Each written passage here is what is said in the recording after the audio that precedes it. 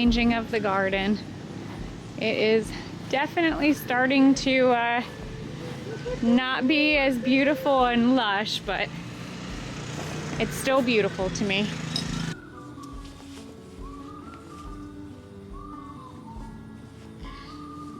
Let's go see the girls real quick. They are loving this beautiful day, and I have been watching them bring in the stunning pollen from the goldenrod.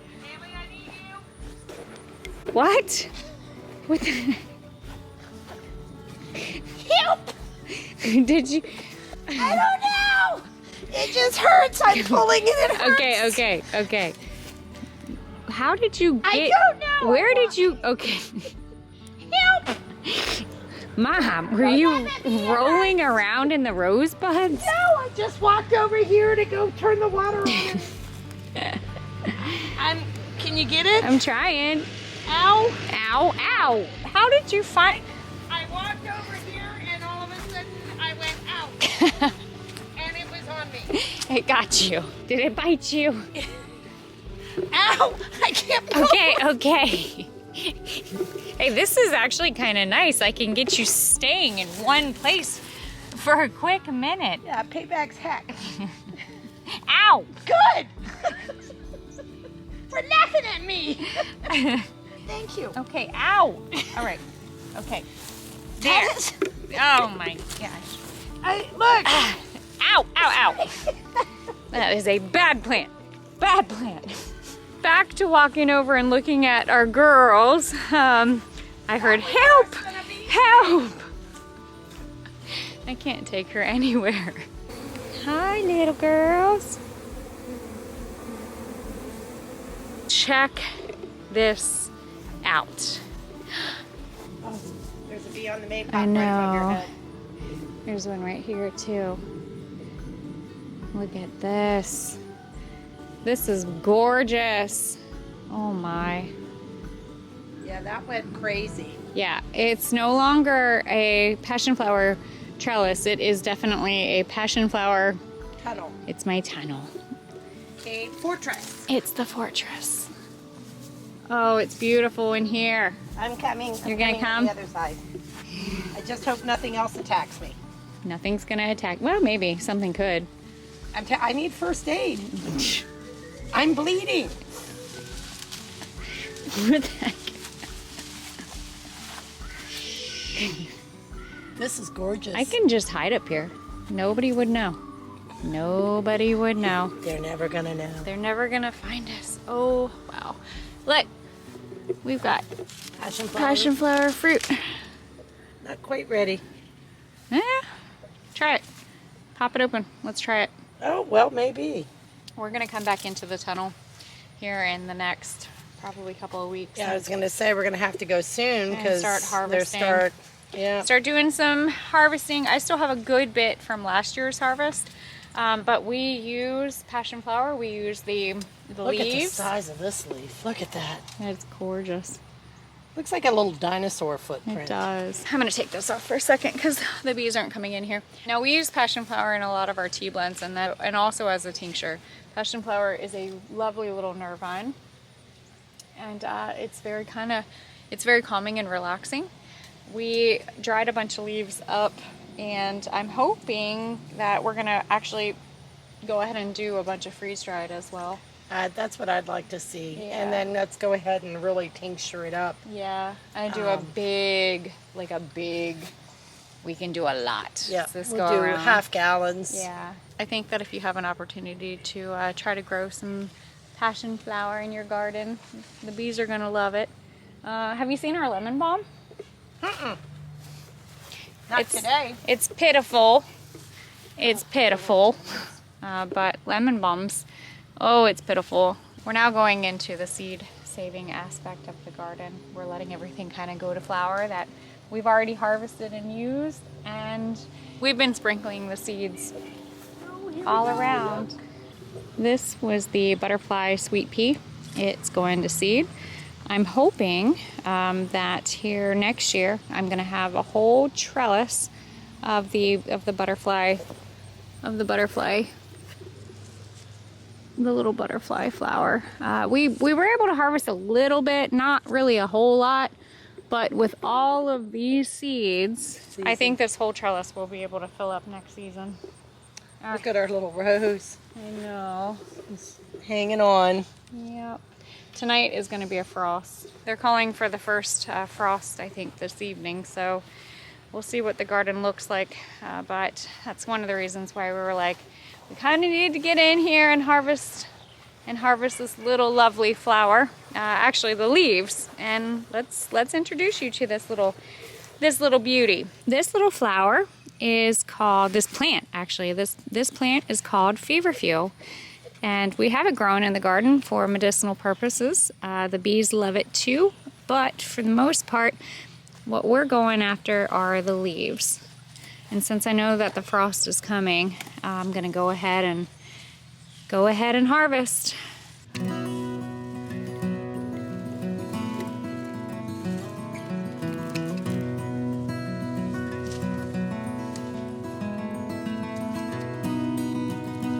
All of the little seeds, I'm just gonna sprinkle.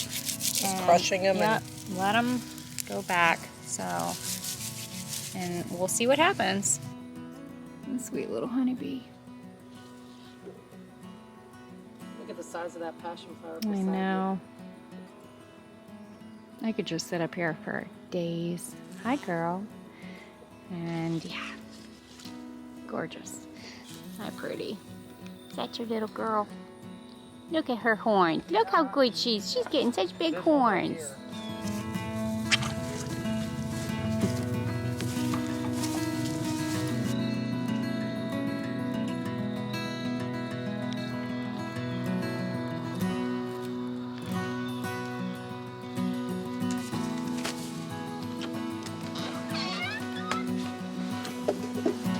Did you make a cup of tea?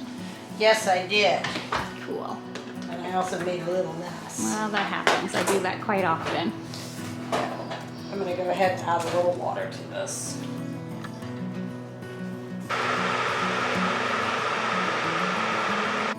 Yep. Hot. Maybe It's burning. Yeah, just go like that. I know. So what's in this tea? You made it up. I didn't write it down. Oh, well, that's okay. Okay, what did I put in it? it? Tastes like spearmint. I put spearmint in it. Yeah. I put goldenrod in it. Yeah. I put a little linden in it. So I'm gonna knock myself out. No, I just did a little bit of linden. Linden is good. Yep. It tastes good. Oh, I put nettles. Yep. And I put white willow bark in it. I knew I was going to let it set for a little while we went out and walked. Yeah, I so think it's fine. It's not bad. Tastes pretty good. So what are we going to do with all the feverfew? Oh, well, first I think we need to tell them about Feverfew because it's a quite a special little plant. You know, I had a lot of people ask, and I'm going to apologize. I didn't really share some of our books that we used when we did our goldenrod video, but I have all of our books. We have a lot of books. We use them all. And I love them. You know, now some plants we really know, but some we're still learning. And it's not necessarily that we're still learning. It's the fact that I really enjoy looking at all the different herbalists and what they have to offer about that plant. I was going to say, I think what it adds is we're learning more. We know the plant.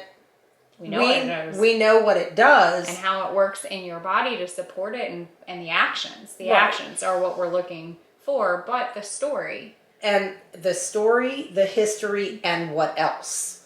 A lot of the plants are not only, there is a primary use for them, but a lot of times there's secondary. Or another use that you can combine it with and get a greater effect, or use it in another form, not just a tea, not just a tincture, but like we learned with the goldenrod, Right, exactly. as a sap. Right. So I think what I will say is that the majority of the books that we have here in our apothecary and our library, I do have them on our Amazon store. It's just easier that way. And there's a link, I'll put it down below.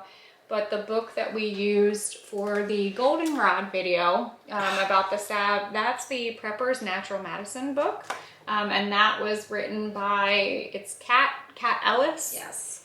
So that book is there. A lot of the other books that we love, if you want to go really, really like scientific, is the medical herbalism book, and that is David Hoffman.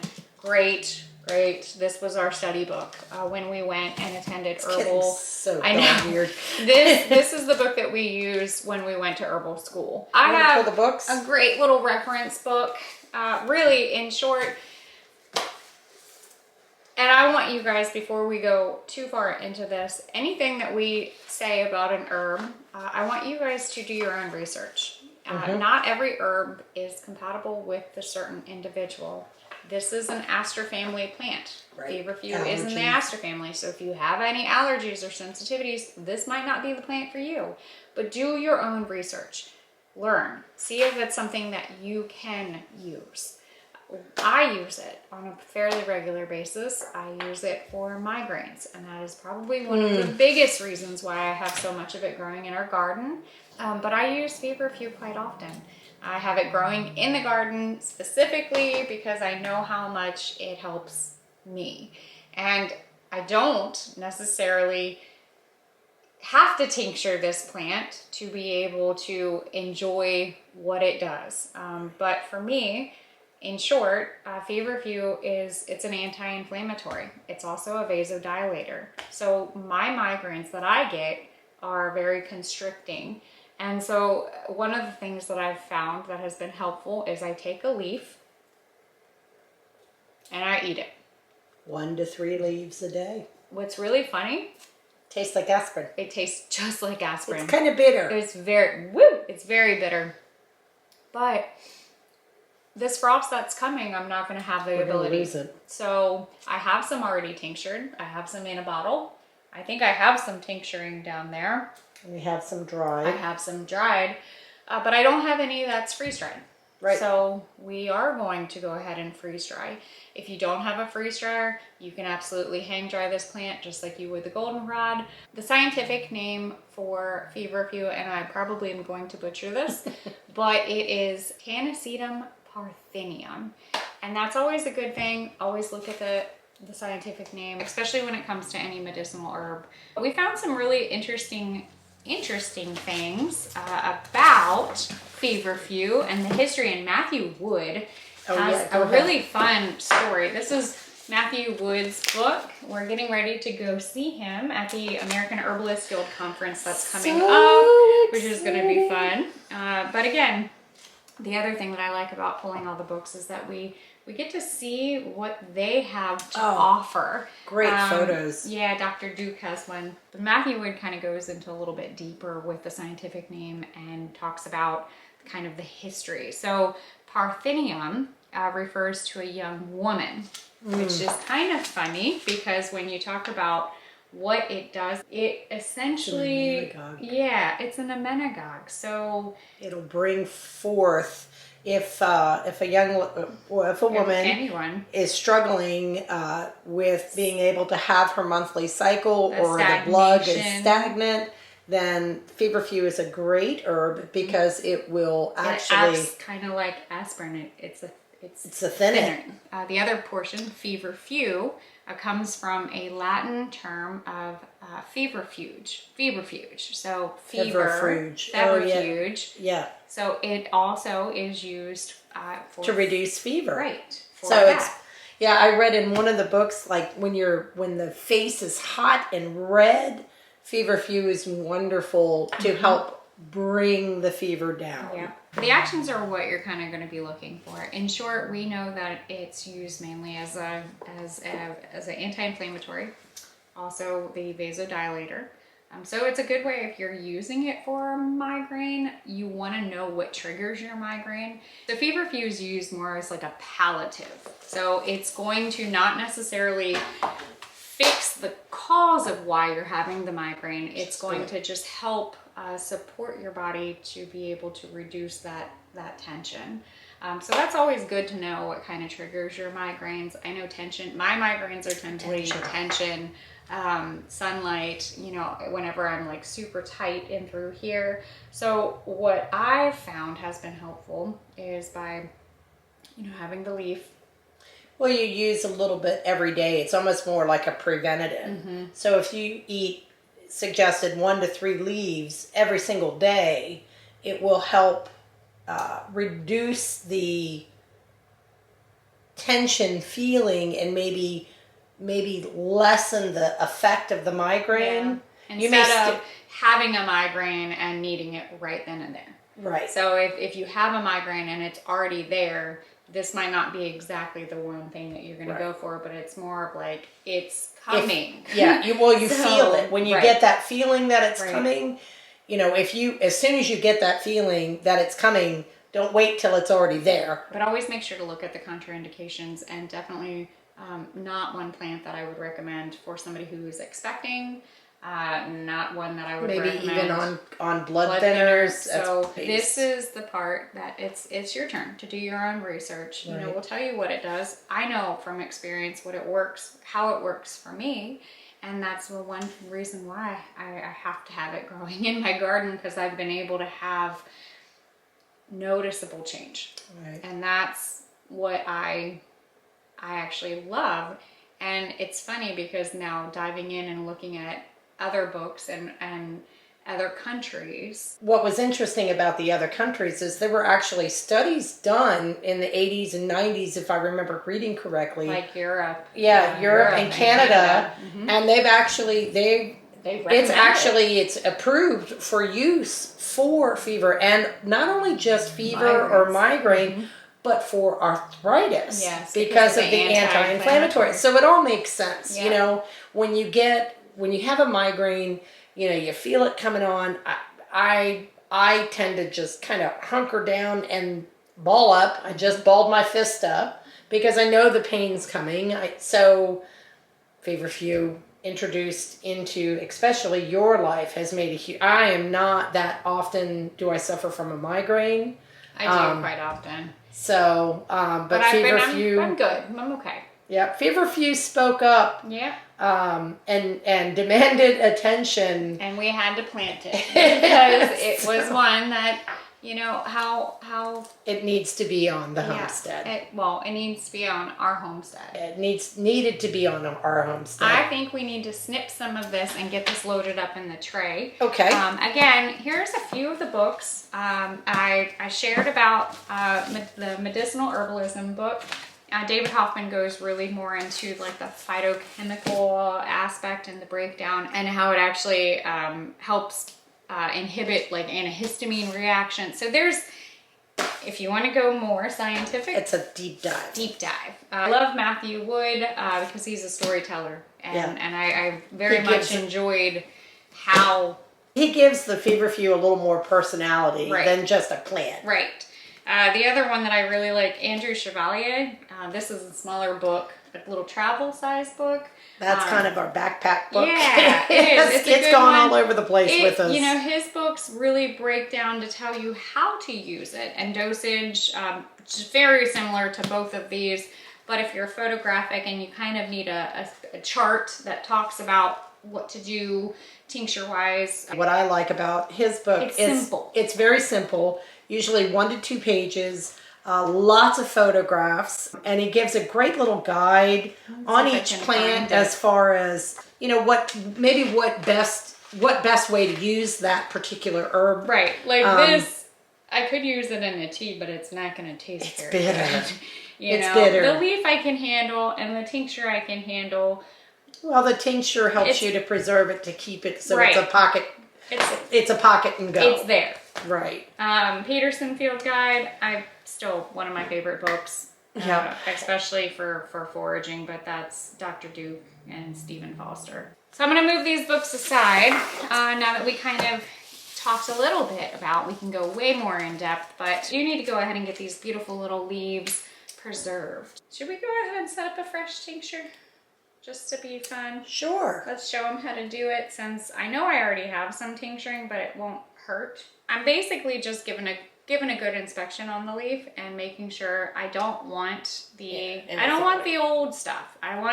This is going to be preserved and beautiful. So I'm clipping off anything that might not be pretty. We did go ahead and wash and dry all of the Feverfew prior to preserving it. A key trick when it comes to washing your herbs is use a salad spinner or dry them thoroughly with paper towels or towels prior to preserving them. You don't want to add any extra moisture into the tincture. Go ahead, I just zeroed it out All so right. you can see. So, I'm going to get a little close. Hi! Good thing I like you.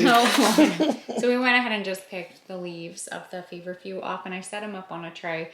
We are going to go ahead and just do a fresh tincture because We can. exactly, and it'll be good. So, and plus, if you guys are growing it, you might want to learn how to do this. So I'm going to move this back so they can see that. They might not be able. We'll have to show. I'll pick Okay. it up and show them to them. Right. Okay, So I'm going to fill the jar with primarily the leaves. There's a couple in here that I might have to do a little more work on. Let's fill it all the way up. we just mainly want to figure out the weight of how much we're actually putting into the jar, and I might switch it out to a quart-sized jar. Well, We'll see. it's awfully light, so Yeah. I have a feeling we're gonna. And I could chop this up. I Yeah, probably that's should what I was chop it kind of up. thinking. Let's go ahead and do that real quick. Oops, wrong pile. So basically, the reason why you want to kind of macerate it and chop it up is because you want to extract all of the goodness that plant offers. And it makes it a little bit easier to break down and to help with the whole process. Well, we're opening up more of the surface area of the media. Plant matter. Right. And we do this with all of our tinctures. These I are think that's nifty. good. I like know, these I little. like those little snippers. I know. We might have to Invest get in some more. I like them because they can go in the smallmouth jars. Yeah. How nice is that? And I think that is good.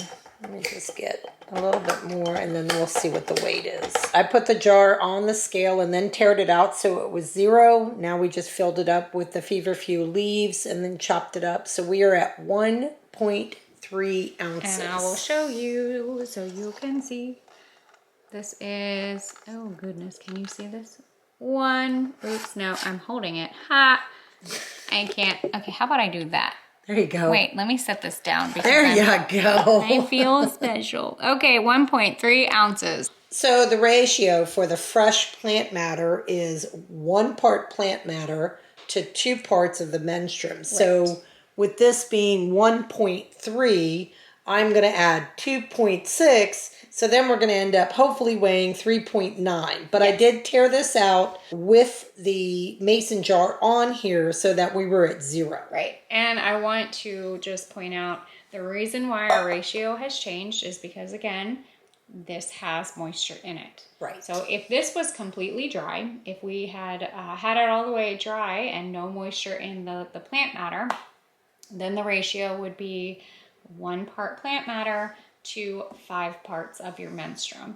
Now with this, we are using 100 proof vodka, which and is 50% alcohol. Which is 50, and it is going to be the shelf life stable. You can do more. I've seen people will do, but primarily most of our tinctures are at least with 100 proof. I do have some that we do with a little bit of stronger alcohol to tincture it out, but for this, 100 proof would be just fine. And then, the next video we need to do is a glycerite one. I know we do. Yeah. Okay, we're gonna. I got to work on that one as well. We do have to do. I need a clove. I need a clove glycerite for the babies and catnip. Yes. A catnip glycerite for the little guys. It's good for whininess. Okay. Wee. Okay. I can't read it. Oh, okay. We're gonna. You do want to make sure that your plant matter is all the way covered because you want to feel confident that you're properly being able to extract when it comes to fresh especially. But what we're going to do is go ahead and label this with the name of the plant, the scientific name, menstruum that you're using, the ratio, and the date. In about 4 to 6 weeks, this will be ready. But you are going to be storing it in a cool, dark area and shaking it once a day. And you might have to check it again. I'm going to go ahead and get this freeze dryer going.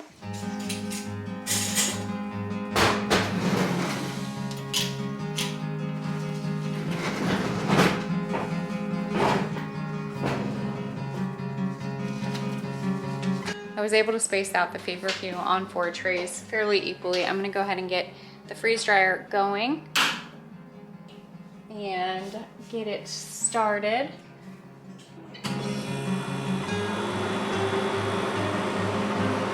So it takes about 15 minutes for our freeze dryer to kind of start getting ready to go.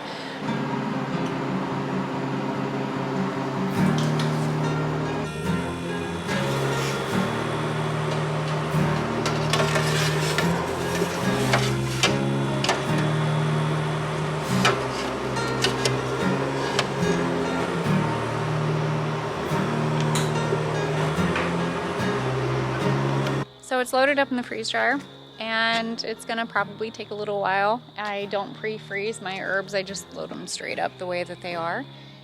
We went ahead and put the Feverfew in tincture form in a cool, dark area. That's gonna sit for at least a month or so, and or when I get to it to strain it off and then store it in an amber colored bottle. And that one's gonna probably go straight into my purse when I need it. We'll see if it takes root over here. Yeah. My mom just threw a couple of the flowers that we're going to seed off in the side so that we can continue our little medicinal wood forest. That's not necessarily always in the garden, but we'll see what happens. Right, the persimmons are almost ready. After tonight, we're gonna get that frost. The first frost. Yep, we're gonna get the first frost tonight, so we're gonna plan on cutting open a persimmon seed and seeing what the winter looks like. But we'll keep you guys posted. Thank you for coming to the garden with Mom and I and to the apothecary. And as always, yes, don't be afraid to get your hands dirty and learn something old. Bye guys. Bye guys.